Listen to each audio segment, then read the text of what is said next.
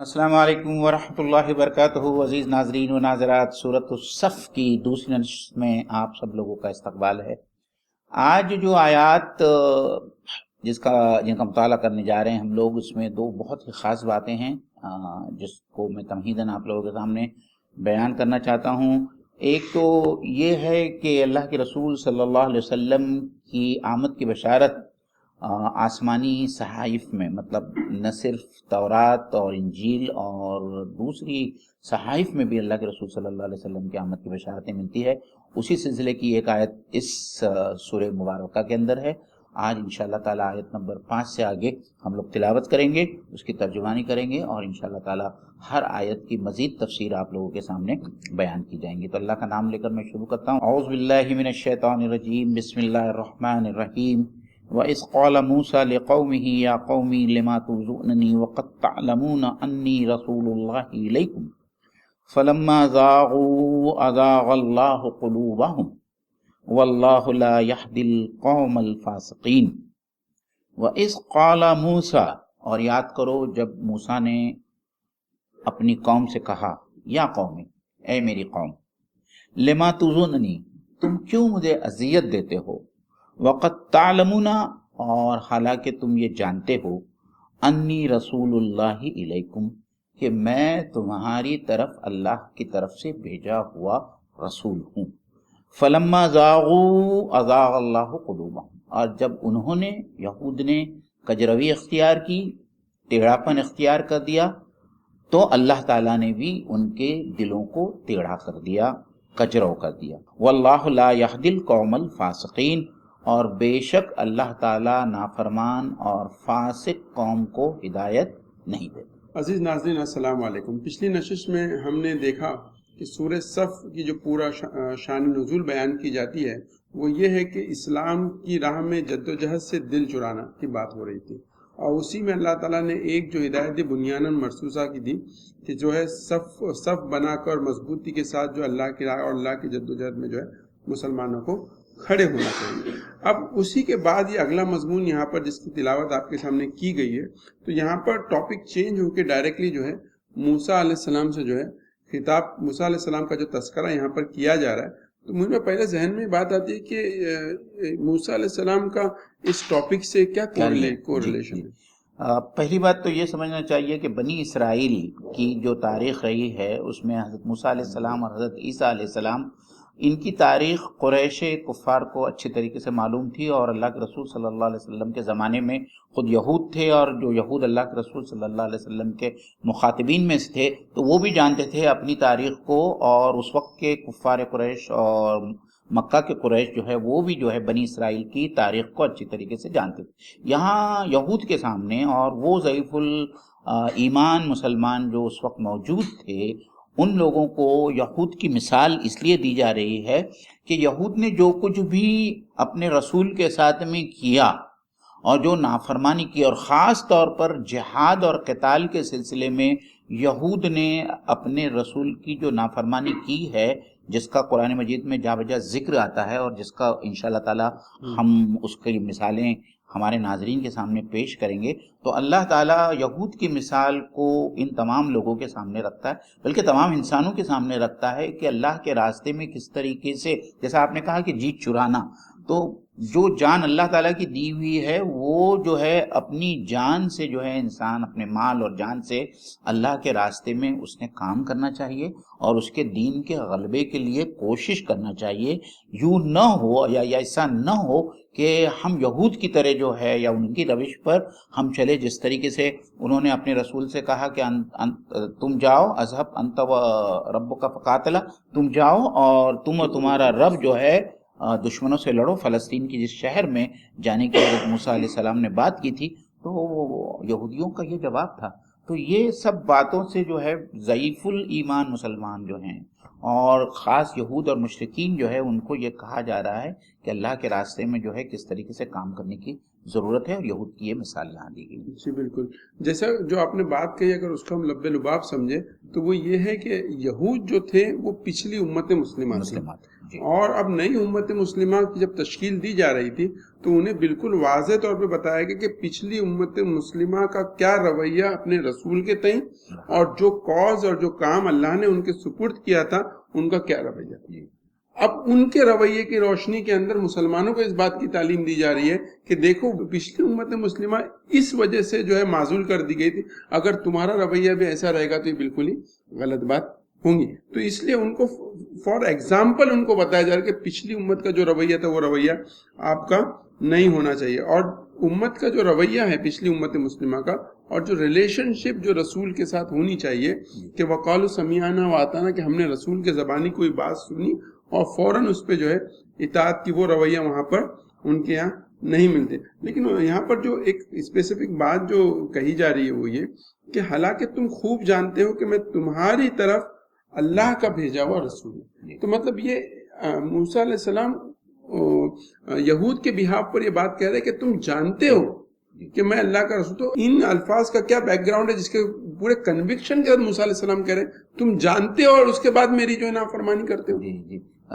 فرقان بھائی، یہ بہت اچھا آپ نے سوال کیا۔ ہم کو یہ معلوم ہونا چاہیے کہ حضرت موسیٰ علیہ السلام کے بہت سارے معجزات کو یہود نے اپنی آنکھوں سے دیکھا، اور اس کے بعد میں بھی جو ہے وہ حضرت موسیٰ علیہ السلام کی نافرمانی کرتے رہے۔ یعنی جب فرعون کے سامنے اور فرعون کے جادوگروں کے سامنے حضرت موسیٰ علیہ السلام کا مقابلہ ہوا تو انہوں نے دیکھا کہ کس طریقے سے عصائے موسیٰ کے سامنے جو ہے فرعون کے جادوگروں کی جادو جو ہے وہ ختم ہو گئی یا باطل ہو گئی اور ناکام ہو گئی۔ پھر انہوں نے خود دیکھا کہ کس طریقے سے حضرت موسیٰ علیہ السلام نے بحر احمر ریڈ سی کے اوپر جو ہے اپنی لاٹھی ماری، اور کس طریقے سے وہ دو حصوں میں تقسیم ہو گیا، اور حضرت موسیٰ علیہ السلام اپنی پوری فوج کو اور اپنی پوری قوم کو لے کر، جس کی تعداد لگ بھگ 4 سے 6 لاکھ بتائی جاتی ہے، انہوں نے بحر احمر کو پار کیا۔ اور اس کے بعد میں بھی بہت ساری جگہ پہ جو ہے پھر من و سلویٰ کا آنا، اور حضرت موسیٰ علیہ السلام کا پتھر پر اپنے عصے کو مارنا جس سے 12 چشموں کا جاری ہونا، یہ تمام ایسے معجزات تھے جو انسان جس کا تصور بھی نہیں کر سکتا کسی آدمی کے ہاتھ پر ان معجزات کا یہ واقع ہونا، سوائے یہ کہ وہ اللہ کا رسول ہے، اور اللہ تعالیٰ اپنے رسولوں کی معجزات کے ذریعے ان کی تصدیق کرتا ہے۔ تو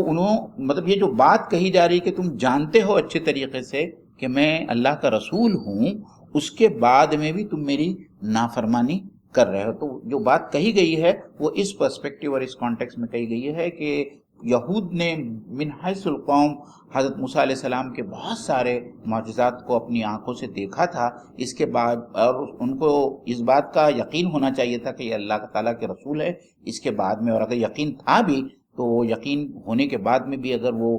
رسول کی اس طریقے سے نافرمانی کرتے ہیں تو یہ بات جو ہے ہر انسان کو سوچنی چاہیے کہ رسول کی نافرمانی کا نقصان جو ہے انسان کو اس دنیا میں بھی بھگتنا پڑتا ہے اور آخرت میں بھی بھگتنا پڑے گا۔ ان میں بہت اہم نقطہ آپ نے اٹھایا کہ بنی اسرائیل نے جو ہے حصی معجزات دیکھے، حصی معجزات، اور حصی معجزات کے بارے میں جو بات آتی ہے وہ یہ آتی ہے کہ حصی معجزات کیا چیز کو ریفلیکٹ کرتے ہیں؟ حصی معجزات اس چیز کو ریفلیکٹ کرتے ہیں کہ نبی جو چیز چاہ رہا ہے وہ چیز اللہ بھی چاہ رہا ہے۔ تو اگر وائس ورثہ سوچے کہ نبی جو بات اللہ کے بہاف پہ کہہ رہا ہے وہ وہی بات ہے جو اللہ چاہتا ہے، مطلب دیر از نو ڈیویشن فرام اللہ کی چاہت، اللہ اس کے سوا کچھ نہیں چاہ رہا ہے جو نبی وہاں پر بیان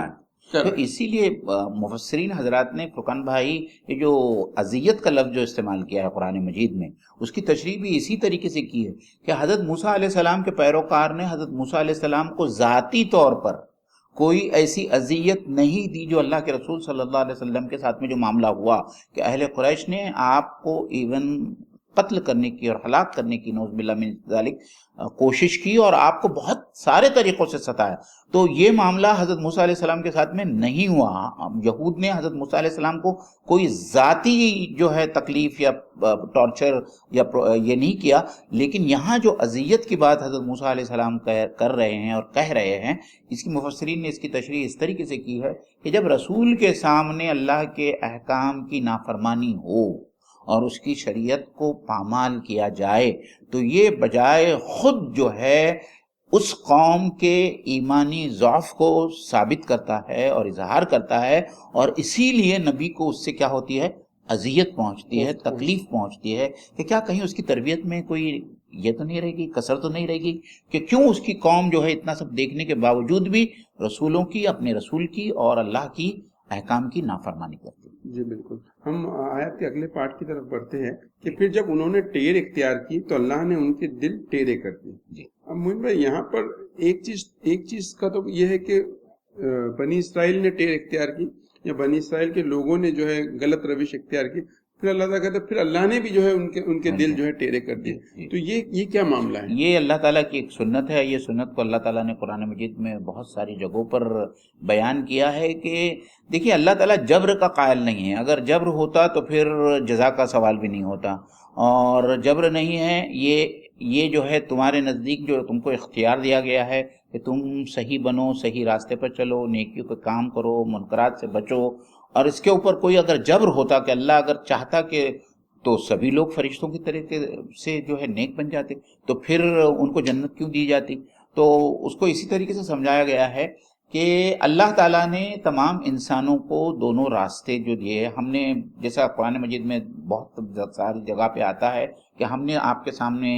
دو راستے رکھے ہیں، ایک یا تو تم کفر کرو یا یہ شکر کرو، یعنی اللہ تعالیٰ کی نافرمانی کرو یا اللہ تعالیٰ کی فرما بردار بن جاؤ اور اس کا شکر ادا کرو۔ دوسری جگہ پہ یہ بھی کہا فَأَلْهَمَهَا فُجُورَهَا وَتَقْوَاهَا کہ ہم نے انسانوں کے دلوں میں جو ہے اس کے نفس کو آگاہ کر دیا ہے کہ کون سا کام برا ہے، کون سا کام اچھا ہے۔ بالکل یہ بھی ہے۔ پھر اللہ تعالیٰ قرآن مجید میں یہ بھی فرماتا ہے کہ نیک لوگوں کو نیکی کرنے کے لیے، یعنی جن کے دل میں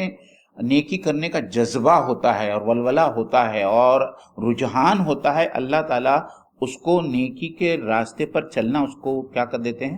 آسان کر دیتے ہیں۔ اور اس کے برعکس جو ہے جب انسان فاسق بن جاتا ہے، فسق اور نافرمانی کا ارتکاب کرتا ہے، تو پھر اللہ تعالیٰ اس کے دلوں کو بھی اسی راستے پر موڑ دیتے ہیں اور اس راستے پر چلنا جو ہے اس کے لیے آسان ہو جاتا ہے۔ مومن بھائی اس کے اندر ایک اور پہلو سے بھی بات جو ہم کو سمجھنی چاہیے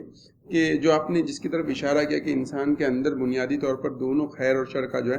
مادہ رکھا گیا ہے اور پھر چوائس دی گئی کہ وہ جس کو چاہے وہ چوز کرے۔ تو یہاں پر جو بات واضح ہوتی ہے کہ انیشل چوائس انسان کے پاس موجود ہوتی ہے، اور جب وہ چوائس کے اندر کلیئرلی بری چیز کی طرف، باطل کی طرف، حرام کی طرف، فحش کی طرف اپنے قدم کو بڑھا دیتا ہے، پھر اس کے لیے وہ راہ کو اللہ تعالیٰ کیا کر دیتے ہیں؟ آسان کرتا ہے، کیونکہ اس نے چوائس جو ہے کر لی۔ اس میں جو پوائنٹ کو اللہ تعالیٰ ریز کر رہے ہیں وہ یہ ہے کہ اللہ تعالیٰ ان کے قلب کی کو ہے تبدیل کر رہے ہیں۔ یہاں پر ایک چیز جو انسان کو سمجھنی چاہیے کہ آپ جو کام کو کریں گے وہ کام آپ کو پسند بھی آئے گا۔ ایک سرکل ہے، آپ نے ایک کام کیا وہ آپ کو اچھا لگا، پھر آپ کی دوبارہ آپ کو چاہت ہوگی کہ آپ وہ کام اچھا کریں۔ مطلب اگر آپ برائی کے سرکل میں پھنسو گے تو یہ جو پاتھ وے ہے یہ آپ کے لیے ایزی ہوتا جائے گا اور دن بدن آپ جو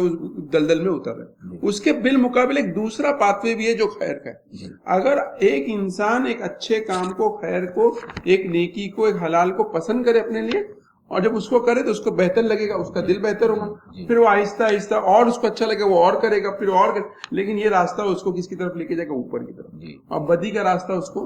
نیچے کی طرف رہ جائے گا۔ تو یہاں پر جو دل کے ٹیر کا معاملہ ہے وہ یہ ہے کہ انسان جو کام کرتا ہے وہ اس کو دل کو بھاتا ہے، کیونکہ وہ اس کا کیا ہوا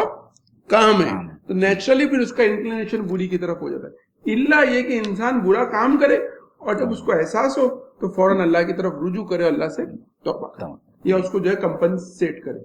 صحیح۔ تو یہ سنت کو سمجھنا بہت ضروری ہے۔ بہت جگہ قرآن میں اللہ تعالیٰ نے اس چیز کو بیان کیا ہے اپنی سنت کو کہ پھر اللہ تعالیٰ نے ان کے دلوں کو ٹیڑھا، تو ہمارے لوگوں کا فوکس اس پہ ہوتا ہے کہ اللہ نے ان کو جو ہے گمراہ کر دیا۔ یہ بہت غلط بات ہے، غلط بات ہے۔ انیشل چوائس بہرحال انسان کو دی گئی ہے اور اسی چیز کا تو امتحان ہے۔ اسی طرح اللہ نے دوسرے قرآن میں فرمایا کہ جو لوگ ہماری راہ پر چلنے کی جدوجہد کرتے ہم ضرور ان کے لیے جو ہے راہوں کو آسان کرتے، سبلنا، تو ہم ان کے لیے راہوں کو جو ہے آسان کر رہے ہیں۔ تو وہاں پر جو خیر کا بات کہی گئی، یہاں پر شر کی بات، لیکن الٹیمیٹلی اس بات کو سمجھیے کہ آپ کا کیا ہوا ہر کام آپ کے دل پہ اثر انداز ہوتا ہے۔ بالکل، یا تو آپ کا کیا ہوا نیک کام آپ کے دل کو پاک بنائے گا، صاف بنائے گا، اللہ کے قریب لے جائے گا، یا آپ کے کیا ہوا ایک گناہ آپ کے دل پر ایک داغ لگائے گا، یہ اللہ سے آپ کو دور کرے گا. لیکن یہ مت سمجھیے کہ آپ کے کیے ہوئے کاموں کا کوئی اثر آپ کے قلب پر نہیں پڑتا. جب میں آپ کے قلب کا تذکرہ کر رہا ہوں تو بہت بڑے عالم نے بہت بڑی پیاری بات کہی کہ بولتے روح جو ہے لطیف ہے, لیکن روح جب انسانی جسم میں آتی ہے تو جو پارٹ اس کو پریزنٹ کرتا ہے وہ اس کا قلب ہے. کہ آپ کے اعمال اور افعال کے اثر آپ کے قلب پر ہر لمحے پڑ رہا ہے. تو روح پر قلب پر کیا چیز اثر انداز ہو رہی ہے؟ یہ ہمارے اعمال اور افعال. اسی لیے جو لوگ کہتے ہیں نا کہ صرف اچھی باتیں کرنا یا اسپرچولیٹی کوئی چیز ہے, تو اسپرچولیٹی کوئی چیز نہیں ہے سوائے اس کے کہ انسان جو عمل کرتا ہے اس کا اثر اس کی روح پر اسپرچولیٹی پر پڑتا ہے. عمل کے بغیر کوئی اسپرچولیٹی ایگزسٹ نہیں کرتی. اسی لیے جو لوگ کہتے ہیں نا وداؤٹ شریعت یا وداؤٹ اللہ کے احکام کو, اللہ کے حلال اور حرام کو ماننے بنا بھی ہم اسپرچول ہو سکتے, یہ بالکل ہی غلط بات ہے. یہ عمل ہے جو آپ کو اسپرچولی گرو کرائے گی, یہ برے عمل ہے جو آپ کو اسپرچولی ڈکلائن نیچے لے کے جائیں. آپ نے جو بات بتائی نا اور جو بات ہم کر رہے تھے اسی کے سلسلے میں سورہ لیل کی یہ جو 2 آیتیں ہیں, میرے خیال سے یہ بہت ہی معنی خیز آیتیں ہیں, جس میں اللہ تعالیٰ نے اسی بات کو فرمایا ہے کہ فَسَنُيَسِّرُهُ لِلْيُسْرَىٰ, کہ اس کو نیکی کے راستے پر چلنا ہم آسان کر دیں گے. اور دوسری طرف دوسرے گروپ کے بارے میں کہا کہ وَكَذَّبَ بِالْحُسْنَىٰ فَسَنُيَسِّرُهُ لِلْعُسْرَىٰ, اور جو حقیقت کا اچھائی کا انکار کرے تو اس کو جو ہے بدی کے راستے پر چلنے کے لیے ہم جو ہے اتنا ہی آسان کر دیں گے. تو یہ تو انسان کی اپنے اختیار پر ہے, جیسا آپ نے بتایا کہ آپ نیکی کا راستہ اختیار کریں یا بدی کا راستہ اختیار کریں. فرقان بھائی, ہم دیکھتے ہیں ہمارے روزانہ کی پریکٹس میں ہمارے سامنے جو لوگ ہیں ان کے بارے میں بھی ہم دیکھتے ہیں کہ کبھی کبھی تو یہ احساس ہوتا ہے کہ ہمارے یہاں لوگ نمازیں نہیں پڑھتے ہیں, لیکن ہم ایسے کچھ لوگوں سے واقف ہوتے ہیں کہ جن کی آج کے زمانے میں اور آج کے سماج میں بھی جو ہے تہجد کی نماز ناغا نہیں ہوتی. تہجد کی نماز ایسے بھی کچھ لوگ ہیں. اور یہ ٹاسک ہم کو بہت ڈیفیکلٹ لگتا ہے, لیکن ایکچولی آسان, اور اللہ آسان کر دیتا ہے. اگر آپ ان لوگوں سے پوچھیں تو وہ کہتے ہیں کہ ہم کو کوئی تکلیف نہیں ہوتی, اب ہم کو اللہ نے اس کے لیے جو ہے آسانی پیدا کر دی ہے. ایک اوریٹر نے بہت پیاری بات کہی, اللہ تعالیٰ ہم سب کو انکلوڈنگ می اس کی توفیق دے, کہ لوگ صبح 4 بجے 3 بجے ہیلتھ کے لیے صرف اٹھتے ہیں, ٹھیک ہے, صحیح, اور آپ جنت کے لیے نہیں اٹھ پاتے. بہت اچھی بات. مطلب یہ سوچنے والی بات ہے, مطلب اگر ایک سٹل پوائنٹ ہم اس کو سمجھنا چاہیں. مطلب ہم لوگ آگے بڑھتے ہیں. اس میں جو اللہ تعالیٰ فرماتا ہے آگے کہ اللہ فاسقوں کو ہدایت نہیں دیتا. تو یہاں پر موین بھائی کامنلی روٹینلی یوز ورڈ استعمال ہوا ہے قرآن, فاسقین, اور فاسق کون ہے؟ تو فاسق اور فسق کا لفظ بہت ہی عام ہے, جس کی معنی یہ لی جاتی ہے کہ جو کوئی اللہ تعالیٰ کی نافرمانی کرے یا گناہ کا کوئی کام کرے وہ آدمی فاسق ہے. تو اس آیت کو میرے خیال سے صرف یہود تک اور مشرکین مکہ تک محدود نہ کرتے ہوئے ضرورت اس بات کی ہے کہ آج کی امت مسلمہ بھی اپنے بارے میں سوچے اور اپنے گریبان میں منہ ڈال کر دیکھے کہ کیا کہیں ان کا شمار بھی فاسقین میں ہو رہا ہے یا نہیں ہو رہا ہے, یا کتنے ایسے لوگ ہیں جن کا شمار فاسقین کے زمرے میں اللہ تعالیٰ اس وقت کر رہا ہے اور ان کے نامہ اعمال میں بہت سارے فسق اور فجور کے کام لکھے جا رہے ہیں. ایک چیز خالی میں اس میں جو آپ نے تشریح بیان کی, جو ایک لغوی مفہوم اس کا جو آتا ہے لغت کے اندر, وہ یہ ہے کہ کھجور کی گٹلی کا کھجور میں سے نکل جانا. کھجور کے جو پھل ہے اس نے کھجور کی گٹلی کو کمپلیٹلی کور کیا ہوا ہے. اسی طرح مسلمان کی مثال ایسی ہے کہ پوری شریعت نے اس کو انکمپس کیا ہوا ہے, اور جو آدمی اس احکام سے باہر نکل جائے, اپنے آپ کو احکام اور شریعت سے اپنے آپ کو آزاد کر لے, وہ آدمی کو جو فاسق. بہت پیاری بات فاسق کہتے. تو یہاں پر یہ نہیں ہے کہ فلاں شخص یہ کہہ رہا ہے کہ میں اللہ پر ایمان نہیں رکھتا, بلکہ وہ یہ کہ وہ شریعت کے احکام سے خود کو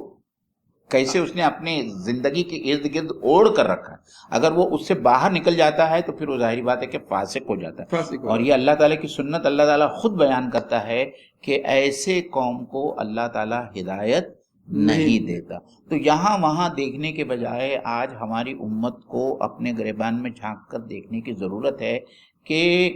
آیا ان کا شمار فاسقین میں ہو رہا ہے یا اللہ تعالیٰ کے سے ڈرنے والے خاشعین عابدین مومنین, جو مومنین اس کے اپوزٹ جو ورڈ بالکل ہے, اس کا اپوزٹ, فاسق کا اپوزٹ جو ہے وہ مومن آتا ہے, ایمان والا. وہ ایمان والا جو دل سے ایمان رکھتا ہے اور شریعت کے اور اپنے قول و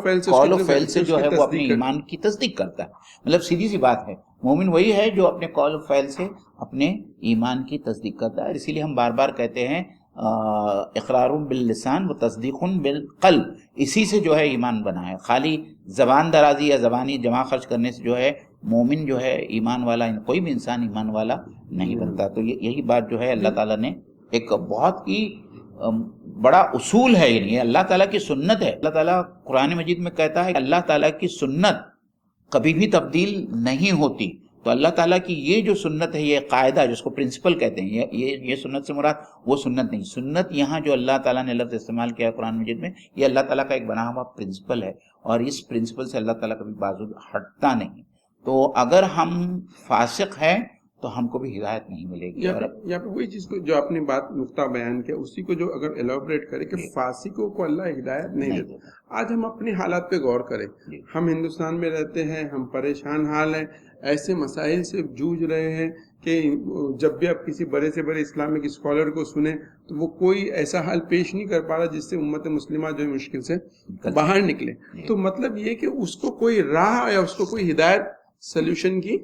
نہیں ہو رہی. تو اللہ تعالیٰ نے اس آیت میں بتایا کہ اللہ تعالیٰ تم کو اس مشکل حالات میں راہ ہدایت کیوں نصیب نہیں ہو رہی. تو اس کا جواب یہ ہے کہ ہم نے اللہ تعالیٰ کی شریعت کو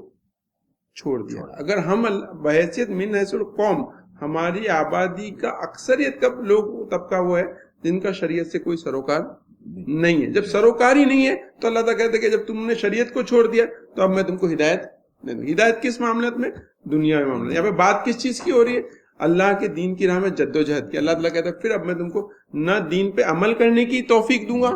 نہ ہی ان حالات سے باہر نکلنے کے لیے. اور یہی معاملہ موسیٰ علیہ السلام کی قوم کے ساتھ بھی ہوا کہ جب وہ لوگوں نے اللہ تعالیٰ کے اس احکام کی خلاف ورزی کی تو نتیجتاً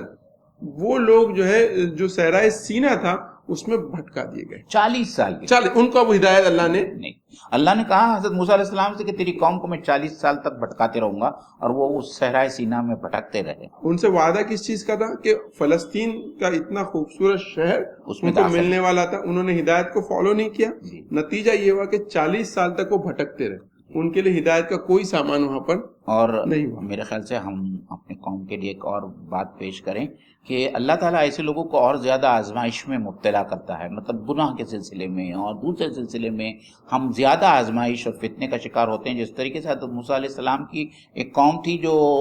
ایلا نام کی بستی میں رہتی تھی، اور وہ ماہی گیر تھے، فشرمین کی بستی تھی اور مچھلیاں پکڑتے تھے. اللہ تعالیٰ نے سبت کے دن جو ہے ان کو مچھلیاں پکڑنے یا کوئی بھی دنیاوی کام کرنے سے کے لیے منع کر دیا. یہ قوم اتنی نافرمان تھی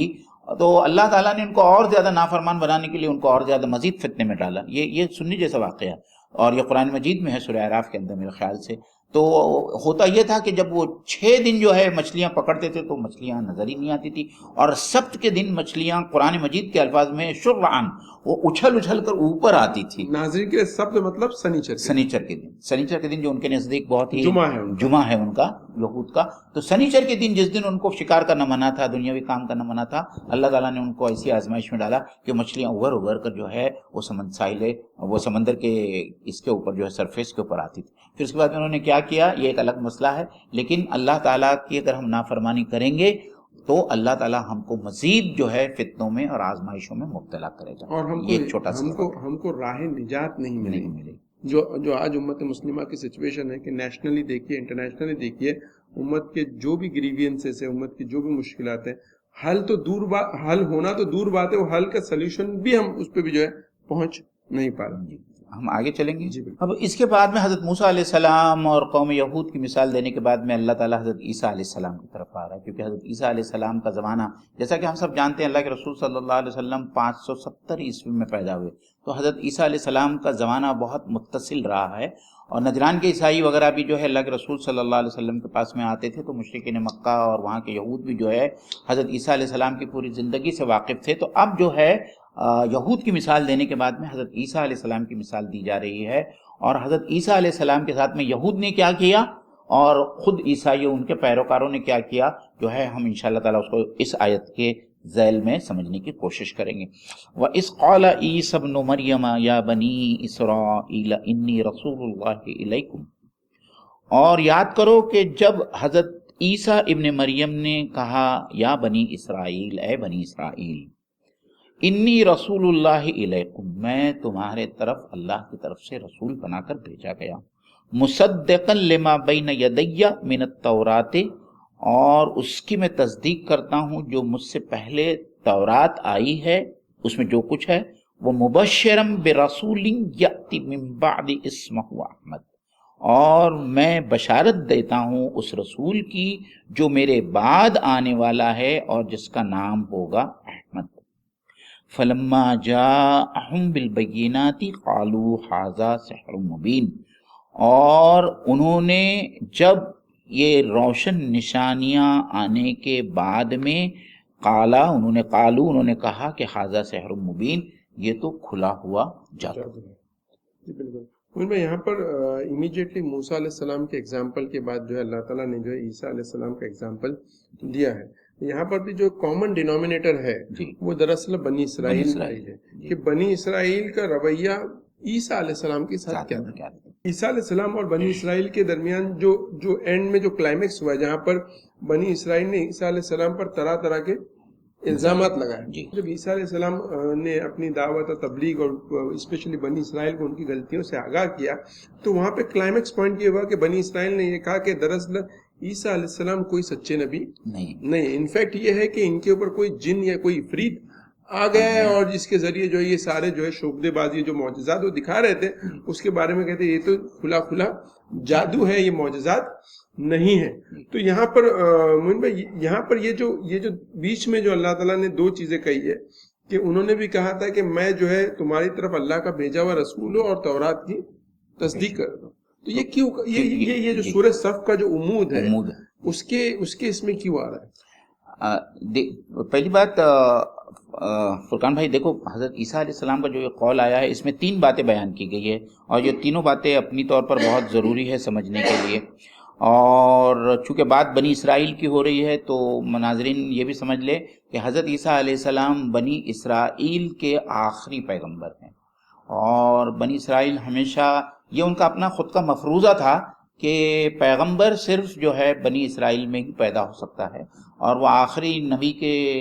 منتظر تھے، اور وہ یہ سمجھ رہے تھے کہ آخری نبی بھی جو ہے وہ بنی اسرائیل میں سے ہی ہوگا، اور اسی لیے یہود نے جو ہے اللہ کے رسول صلی اللہ علیہ وسلم کو ماننے سے انکار کر دیا۔ تو اب ہم اس کو سمجھنے کی کوشش کرتے ہیں۔ حضرت عیسیٰ علیہ السلام کا جو قول قرآن مجید میں یہاں بیان کیا گیا ہے اس کے اندر 3 حقائق ہے جس کا اللہ تعالیٰ نے یہاں احاطہ کیا۔ پہلے بات یہ کہ حضرت عیسیٰ علیہ السلام نے کیا کہا؟ انی رسول اللہ، میں اللہ تعالیٰ کا رسول ہوں۔ انہوں نے یہ نہیں کہا کہ میں اللہ تعالیٰ کا بیٹا ہوں۔ تو جو نصارہ کے درمیان جو یہ چلا آ رہا تھا کہ میں، یا آج کے جو نصارہ ہے وہ جو یہ سمجھتے ہیں، جو آج جو ٹرینٹی کا جو یہ ہے کنسیپٹ ہے، وہ کھل کر جو ہے اللہ تعالیٰ نے قرآن مجید میں اس کی تردید کی ہے۔ سورہ اخلاص میں تو سورہ اخلاص کو اسی لیے سورۃ التوحید بھی اس لیے کہا جاتا ہے کہ اس کے اندر اللہ تعالیٰ نے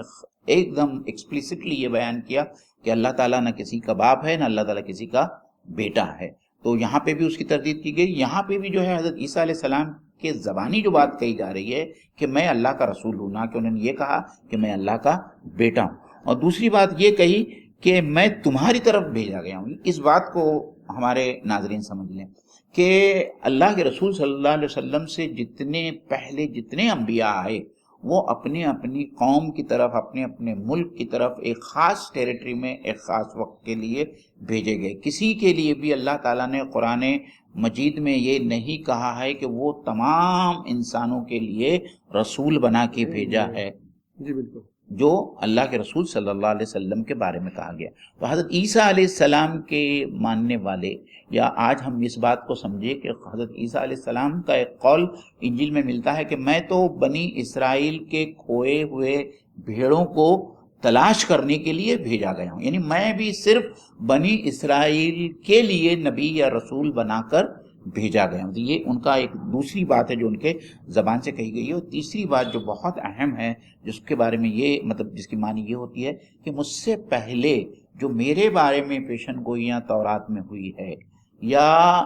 میرے بعد میں جو اللہ تعالیٰ کی طرف سے ایک نبی بھیجا جانے والا ہے جو آخری نبی ہوں گے، اور جس کا نام احمد ہوگا، میں ان تمام باتوں کی تصدیق کرتا ہوں۔ اور فرقان بھائی، اس میں ایک بات خود بخود یہ شامل ہو جاتی ہے کہ میری اپنی کوئی شریعت نہیں ہے جو اللہ تعالیٰ نے مجھ پر نازل کی ہے، حضرت موسیٰ علیہ السلام کی شریعت کی تکمیل ہی کرنا ہے، اور میں بھی حضرت موسیٰ علیہ السلام کی شریعت کا پابند ہوں۔ جی اس پہ دو تین پہلو سے ہم کو بات اور جو واضح ہو کے سامنے آتی ہے، جب نبی یہ کہہ رہا ہے کہ میں جو ہے تصدیق کرتا ہوں تورات کی، تو جس میں ایک نقطہ تو وہ جو آپ نے بیان کر دیا کہ میں کوئی الگ سے شریعت نہیں لایا، یہ توراتی شریعت ہے۔ دوسرا جو پہلو اس سے واضح ہوتا ہے دعوت کے باب میں، وہ یہ کہ میرا کنٹینٹ آف دعوت سیم ہے جو موسیٰ علیہ السلام۔ جب نبی نے دعویٰ کیا نبوت کا اور کنٹینٹ میں بھی وہ چینج نہیں کر رہا، صرف کریکشن کر رہا ہے، تو بنی اسرائیل کا یہ کہنا کہ یہ جو نبی ہے نعوذ باللہ جھوٹے نبی ہے، بالکل بے بنیاد بات ہے، کیونکہ جھوٹا نبی آ کے سچی بات کو کی تصدیق کیوں کرے گا؟ تو یہ جو ان کا جو دعویٰ تھا وہ جو فلیٹ پڑتا ہے۔ سیم چیز اللہ کے رسول صلی اللہ علیہ وسلم کے باب میں بھی ہے۔ اگر ہم آج کے یہود اور نصارہ کو سنیں گے تو یہ کہتے کہ یہ نبی کی بات تو وہی ہے جو ہماری بات ہے، لیکن پھر کہتے کہ نبی جو ہے نعوذ باللہ سچے نبی نہیں ہے۔ تو ان کے لیے بھی آرگومنٹ فٹ بیٹھتا ہے کہ جب اللہ کے رسول صلی اللہ علیہ وسلم نے بہت ساری جو شریعت کی چیزیں جو آلریڈی بنی اسرائیل میں تھی وہ بھی اسلام کے اندر موجود ہے، اور وہ بھی عیسیٰ علیہ السلام کی تصدیق کرتے، تو یہ کیسے ممکن ہے کہ ایک نعوذ باللہ ایک جھوٹا نبی جو ہے پچھلے سچے نبیوں کی جو دعوت ہے جو ان کا اس کو جو ہے کنٹینیوشن میں لے کے، تو یہ جو ان کے دعوے جو ہے یہاں پر فلیٹ جو ہے پڑ جاتے ہیں۔ یہ ہم لوگ پاسٹ ٹینس میں جا کر اس چیز کو دیکھ رہے ہیں، لیکن جو نبی کو جب اللہ تعالیٰ قرآن میں بیان کرتا ہے کہ ہم نے نبی اور رسول کو نہیں بھیجا مگر بشیر اور نذیر بنا کر، ایک تو ڈرانے والا اور بشارت دینے والا، تو ڈرانے کے دونوں سینس میں دنیا میں کیا انجام ہوگا اور آخرت میں کیا انجام ہوگا، اسی طرح بشارت بھی دونوں ضمن میں کہ آخرت میں جنت ملے گی اور دنیا میں بھی اللہ تعالیٰ تم کو غلبہ عطا کرے گا۔ یہاں پر جو بات آ رہی ہے کہ دیکھیے ابھی میں تو آ گیا ہوں، لیکن بنی اسرائیل ایک فیوچر میں آنے والے جو نبی ہے، ان جو محمد صلی اللہ علیہ وسلم، ان کی دعوت کو اگر وہ قبول کریں گے تو دنیا میں ان کو غلبہ ملے گا۔ اب یہاں پر یہ بات بالکل واضح ہو کے سمجھ میں آتی ہے کہ جس طریقے سے یہاں پر جو سٹل پوائنٹ ہے وہ یہ ہے کہ جس طرح عیسیٰ علیہ السلام نے کچھ بشارتیں دے کے گئے، اسی طرح کہ ہمارے پیارے نبی نے بھی اس امت کو بشارت دی ہے، اور وہ بشارت کا کچھ پارٹ آگے کی آیتوں میں بھی آئے گا کہ یہ جو اسلام کا نور ہے ضرور بضرور ایک دن مکمل ہوگا اور ساری دنیا کے اوپر جو چھا جائے گا۔ تو یہ بشارتیں بہت اہم ہیں۔ کیوں اہم ہے؟ وہ اس لیے اہم ہے کہ اگر ان بشارتوں کو آپ نکال دیں تو ہم اور تم جیسے انسان کے لیے دنیا جو ایک اندھیر نگری، امید کی کوئی کرن ہے تو یہ بشارتیں ہیں، اور یہی امید ہے جس نے بنی اسرائیل کو آج 4000 سال سے جو ہے زندہ رکھا ہے، کہ وہ انتظار کر رہے ہیں کہ ہمارا جو ہے کوئی سیویئر آئے گا۔ اور یہ ہم ان پرسپیکٹیو میں ان آیت پہ غور کرنے کی ضرورت اس لیے بھی ہے کہ آج کل کے زمانے میں بہت سارے لوگ یہ دعوے کر رہے ہیں کہ عیسیٰ علیہ السلام دوبارہ نہیں آئیں گے، امت کو دوبارہ غلبہ نہیں ملے گا۔ تو یہ بات کو سمجھنا کہ یہ جو عیسیٰ علیہ السلام کا جو تذکرہ آنا، عیسیٰ علیہ السلام کی بشارت دینا، تو ویسے ہی اللہ کے رسول صلی اللہ علیہ وسلم نے ضرور بشارتیں دی ہے۔ جس طرح عیسیٰ علیہ السلام نے بنی اسرائیل سے کہا کہ تمہارا غلبہ ہوگا، اسی طریقے سے آپ صلی اللہ علیہ وسلم نے بھی بشارت دی ہے کہ امت مسلمہ کو ایک عالمی غلبہ جو اللہ تعالیٰ عطا فرمائیں گے۔ انفیکٹ جو اگلی نشست میں مجھے نہیں لگتا کہ وہ آیت ہم اس نشست میں کور کر پائیں گے۔ یہ آیت ہو بہو قرآن مجید میں 3 جگہ پر آئی ہے کہ هو الذی ارسل رسولہ بالہدی ودین الحق لیظہرہ علی الدین کلہ، کہ تمام ادیان باطلہ پر اسلام کا غلبہ ہوگا، اور یہ تو اللہ تعالیٰ کا فیصلہ ہے جو اللہ تعالیٰ قرآن مجید میں لکھ چکا ہے، تو یہ تو ہونے والی بات ہے۔ لیکن اس کے لیے ضرورت اس بات کی ہے کہ پہلے ہم اپنے آپ کو دیکھیں کہ ہم کس گروپ میں ہیں، ہم حزب اللہ کے گروپ میں ہیں یا حزب الشیطان کے گروپ میں ہیں۔ تو یہ بہت ضروری ہے، جیسا کہ آگے کہا گیا کہ واللہ لا یہدی القوم الفاسقین، ہم فاسقوں کی قوم میں سے ہے یا ہم نیکوکاروں کی قوم میں۔ لیکن ایک دوسری بات فرقان بھائی جو ہم کو لوگوں کو سمجھانا ہے کہ یہاں حضرت عیسیٰ علیہ السلام کے زبان سے آپ صلی اللہ علیہ وسلم کا جو نام بتایا گیا ہے وہ احمد ہے، تو اس کو سن کر جو ہے ہو سکتا ہے کہ کچھ لوگ کنفیوز ہوں، کیونکہ ہم جو ہے اللہ کے رسول صلی اللہ علیہ وسلم کو محمد کے نام سے بھی جانتے ہیں، ویسے آپ صلی اللہ علیہ وسلم کے دوسرے بہت سارے نام ہیں، حاشر ہے، ہادی ہے، اور اس میں ایک احمد بھی ہے، ہاشم ہے. تو آپ کچھ اس سلسلے میں اگر تھوڑی سی وضاحت کریں گے. جی بالکل. اس کے اوپر جو سیر حاصل بحث کی ہے وہ مولانا مودودی رحمۃ اللہ علیہ نے جو ہے تفہیم القرآن میں کیا، اور ہم چاہیں گے کہ ناظرین پوری وہ بحث کو یہاں پر ہو بہو ریپیٹ کرنا یا اس کو دہرانا جو ہے پاسبل نہیں ہے، کیونکہ ہم جو ہے یہاں پر تذکیر کی نشست میں. لیکن میں سمجھتا ہوں کہ ہر ناظرین کو اتنی بحث پڑھنا جو انہوں نے یہ اس آیت کے اوپر کی ہے بہت ضروری ہے. وہ اس لیے ضروری ہے کہ کتنی محنت کے ساتھ ہمارے جو ہے علماء حضرات نے جو محنت کر کے اس کو کمپائل کیا ہے. جب میں اس پوری بحث کو پڑھ رہا تھا تو مجھے ایسا محسوس ہوا کہ اتنی بحث کو لکھنے کے لیے جتنا ریفرنس ان کو لگا ہے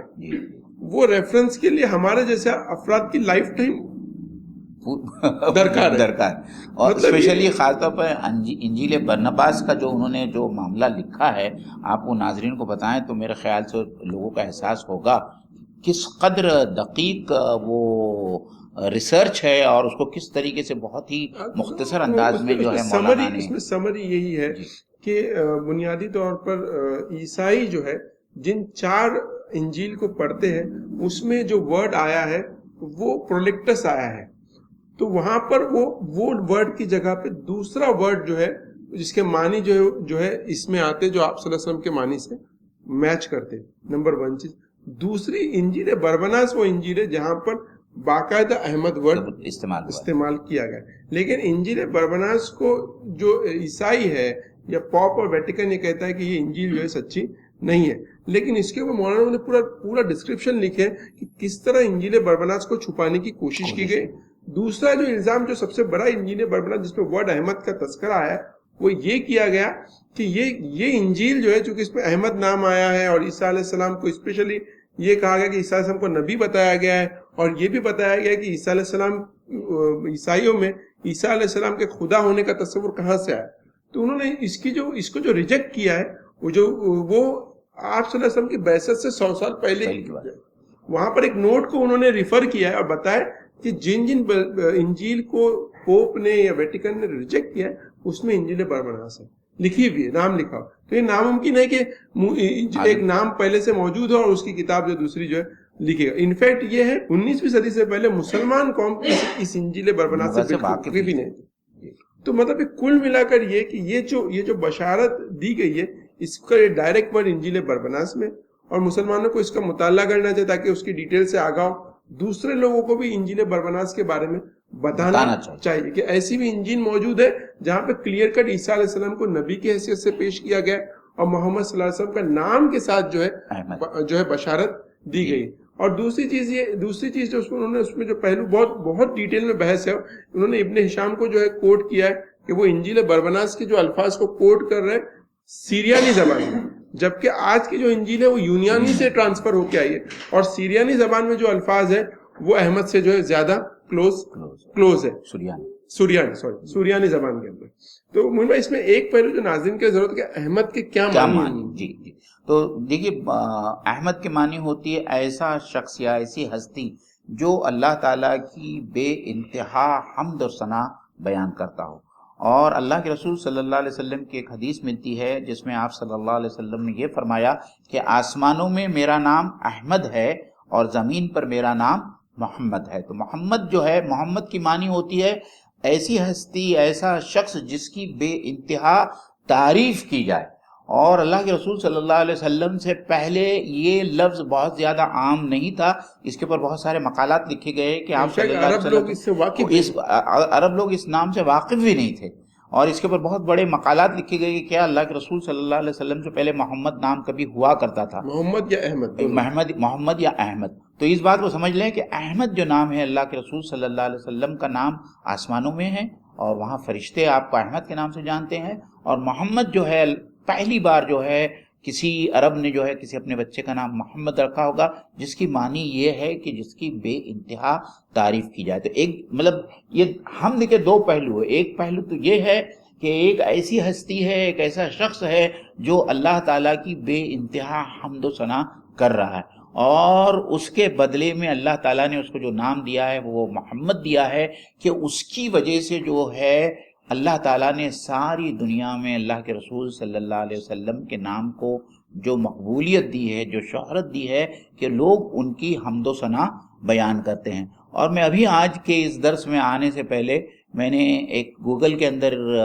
یہ کیا، تلاش کیا، تو مجھے ملا کہ آج مطلب یہ کچھ سال پرانی رپورٹ ہے کہ اس وقت تک 150 ملین لوگوں کے نام جو ہے محمد کے نام سے منسوب ہے. یعنی دنیا کے اندر سب سے زیادہ نام دیا جانے والا لڑکوں میں، مردوں میں، وہ آج محمد ہے. اور جو 2016 تک 150 ملین تک پہنچ چکا تھا، اب پتہ نہیں اور کتنا پہنچا ہوگا. یہ ہم کو اس کے اندر مزید ریسرچ کرنے کی درخواست ضرورت ہے. لیکن ہم یہ سمجھیں کہ ہم اس نبی کے امتی میں سے ہیں کہ جس کو اللہ تعالیٰ نے وہ مقبولیت اور وہ شہرت اور وہ مقام دیا جس کو ہم مقام محمود کہتے ہیں. وہ تو ہم کو تو جنت میں جانے کے بعد میں ہی معلوم پڑے گا کہ آپ صلی اللہ علیہ وسلم میں جنت کا کیا مقام ہوگا. لیکن یہاں پہ بھی اگر ہم واقعی میں اللہ کے رسول صلی اللہ علیہ وسلم کے اس طریقے سے امتی ہے جس طریقے سے صحابہ کرام تھے، نہ کہ اس ایسے امتی بنے جو یہود اور نصارہ نے جو کام کیا اپنے رسولوں کے ساتھ میں، تو اللہ تعالیٰ آج بھی ہم کو اور ہمارے دین کو ویسا ہی غلبہ نصیب کرے گا. ہو سکتا ہے ہماری آنکھوں کے سامنے نہیں تو ہماری آگے آنے والی نسلوں میں انشاءاللہ تعالیٰ مسلمانوں کے حالات درست ہوں گے. اور اسلام کا غلبہ تو بہرحال ہو کر رہنا ہے کیونکہ یہ اللہ تعالیٰ کا فیصلہ ہے. لیکن ہم اس میں کس قدر کوششیں کرتے ہیں. کم سے کم اتنا کوشش کریں کہ غلبہ دین کے لیے اور اقامت دین کے لیے ہم سے جو کچھ بھی ہوتا ہے، مالی مدنی، وہ جو کہتے ہیں نا کہ جس طریقے سے اپنا وقت لگائیں، اپنی صلاحیتیں لگائیں، اپنا پیسہ لگائیں، لیکن غلبہ دین کے لیے اور اقامت دین کے لیے کام کرنا بہت ضروری ہے. اور یہ ہر مسلمان کا عین فریضہ منصبی ہے. اور اسی کے لیے جو ہے یہود اور نصارہ کی مثال جو سورۃ الصف میں دی گئی ہے. اس میں جو لاسٹ بات جو یہاں پر آ رہی ہے کہ بنی اسرائیل نے جو کہا عیسیٰ علیہ السلام سے، مطلب وہ جو معجزات دکھا رہے تھے یہ تو دھوکہ ہے، تو ایسا کیوں وہ لوگ کہہ رہے تھے؟ جیسا کہ تم نے پہلے ہی کہا کہ وہ آلریڈی اس بات کا اعلان کر چکے تھے، یا یہ وہ سمجھتے تھے کہ حضرت عیسیٰ علیہ السلام جو ہے وہ جھوٹے نبی ہے، خاص طور پر یہود، اور ان کے اوپر کوئی عفریت یا جن سوار ہے جس کی مدد سے یہ سب حصی معجزات وہ دکھا رہے ہیں. اسی لیے انہوں نے کہا کہ حضرت عیسیٰ علیہ السلام نبی نہیں ہے بلکہ ایک جھوٹے نبی ہے. آپ اس بات کو تصور کیجئے کہ حضرت عیسیٰ علیہ السلام کے ہاتھ سے جو حصی معجزات جن کا ظہور ہوا، یہ تو ایک انسان اس کے بارے میں سوچ بھی نہیں سکتا کہ مٹی کا پرندہ بنائے. اور وہ کہتے تھے کہ اللہ کے حکم سے تو اڑ جا، تو وہ مٹی کا پرندہ اڑ جاتا تھا. اور جو نابینا اور جو برس کے شکار مریض تھے، اللہ کا نام لے کر وہ ان کو جو ہے بینائی عطا کرتے تھے اور برس جو ہے دور ہو جاتا تھا. مردے کو کہتے تھے قم باذن اللہ، اللہ کے اذن سے زندہ ہو جا، تو وہ مردہ جو ہے وہ زندہ